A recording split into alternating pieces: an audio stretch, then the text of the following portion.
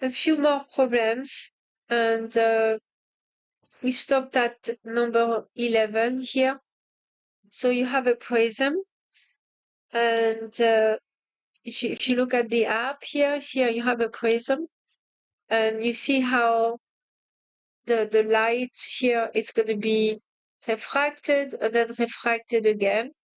But because blue has a smaller speed than red, so they're going to be, the color here will be dispersing out. Now, if I increase the angle of incidence, you're going to have increased angle here of refraction. And of course, you're going to have, the color will be more dispersed. So you can, I have a picture here. So you have a picture here. You see here how you have white light traveling in air or in a vacuum. And you see how the color here will be dispersing out. And here, even more dispersing out because you have even more refraction. You have more refraction for blue that you have for red. Okay, so let's go back to the equation number 11. So you see that as you increase the angle of incidence, you're going to increase the angle of refraction.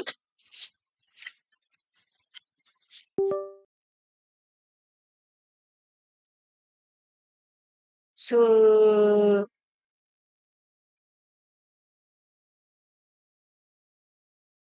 let's see, that will be C. The answer is C. The colors disperse more and they stay separate. Okay? They still stay separate. You can see that here. If you change the angle, maybe you got to change the dispersion. You have more refraction, more dispersion, but the colors are going to stay separate. Okay? So that's for number 11. So this question here is more tricky. So you have two prisms. So of course the index of refraction here is larger than air. So relative to the normal, it's going to be, it's going to bend towards the normal. What's happening here? So the question is the index of refraction of prism 2, is it larger or smaller than prism 1?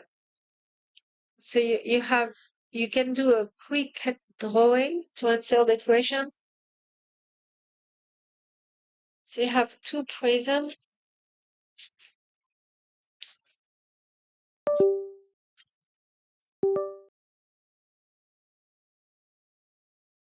Have one prism like this and one prism like that. And let's say you have ray coming here. So you can show the normal. So the light here will be refracted. Instead of going straight, it's going to be refracted toward. Okay, so I'm just showing blue. And of course you have red that will be less refracted. And then it's going to hit the border here between the two mediums. So the normal is here again. So if you have a smaller, so let's say the index of refraction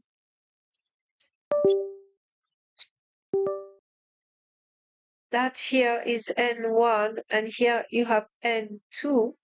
If N2 is smaller than N1, so light will go in this direction. But this is not what is observed, right? Light bends in the opposite direction here. So if N2 is larger than N1, so the light, instead of going in a straight line, it's going to bend toward the normal. Okay, it's going to go, I exaggerate, but it's going to go in this direction. And then you have a normal here again. And now it's moving, it's going to move away even in this direction, right? So the answer is N2 will be more than N1. And of course, it's going to disperse. You're going to have more dispersion among the color, right? So the answer will be number 12. So will be more than prism 1. And light is dispersed more in prism 2 and less in prism 1. So because of prism 2, you're going to have larger index of refraction and the light will be dispersed more. Okay, so if you look back to here, you see more refraction you have, more dispersion you get. And always you can always draw the normal, so you can see if the ray is refracted toward the normal or away from the normal. Okay. So let's see number 13. Which one will travel at the greatest speed? So the greatest speed is about the speed of light, 3 times 10 to the 8 meter per second. And that happens in a vacuum. So you don't need to check the table. There was a table in the previous video. It doesn't matter here because nothing can go faster than speed of light in a vacuum. Then light goes into a medium, so it's going to be slowing down. But the fastest here has to be light in a vacuum, no matters. The color does not matter. Number 14 is a little bit tricky. You can see the equation here. So the energy of the light of a photon is proportional to the frequency.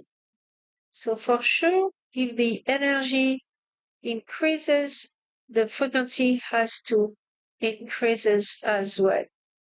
The speed is the wavelength times the frequency.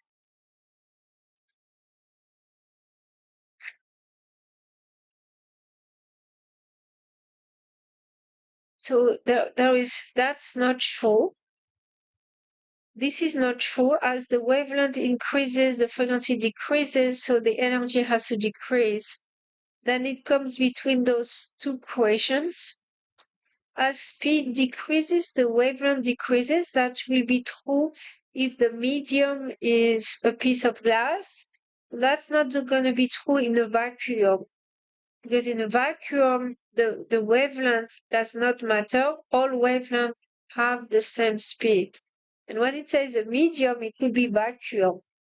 So the only answer here will be number 14. If you increase the frequency, of course, the wavelength decreases because we have this equation here. For the same speed, for the same medium, if the wavelength increases, so the wavelength, if the frequency increases, the wavelength has to decrease, so the product has to be a constant. So total reflection happens when light goes from a slow medium to a fast medium. So for example, if you look back at this here,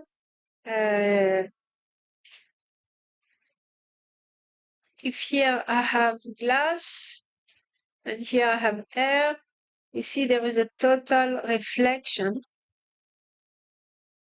Okay, here light can escape, and then if you reach that critical angle here, you see the light will be bouncing off, will be trapped. And for that to happen, you need to go from slow to fast. Okay, so if you look at the answer, a vacuum enters air interface. No, because here you go from fast to slow. And then you go from fast to slow. So no. And glass is faster than the plastic.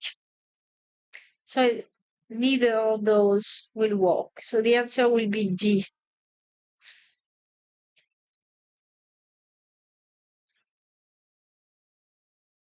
So diverging lines, what's happening to the parallel light? Okay, so if you take a diverging lens, so I take a diverging lens, and if the ray comes from very, very, very, very far away, you see that the ray will diverge, okay, because it's a diverging lens, as they were coming here from the focal point. So the image here will be at the focal point, and the ray seems to come from that focal point here. So that's going to be one of the answer. That will be B, number B. 24 is just the relationship with the critical angle.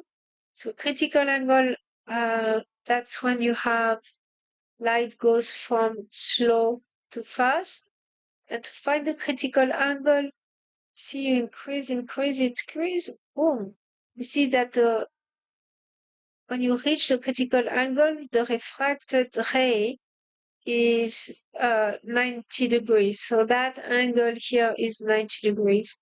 So you have the relationship that N critical, no, sorry. Let's say you go from air to the medium. No, actually that you cannot have a critical angle. You go from a medium, try to escape the medium like glass, and you go to air. So you have N of the material times the sine of the critical angle equals N of air times the sine 90 degrees, right? So if I show you that here, you see when the angle here is critical, the refracted angle is just 90 degrees. So 90 degrees here, that's going to be 1. So then you have that the sine of the critical angle equals N air over N the material or the medium.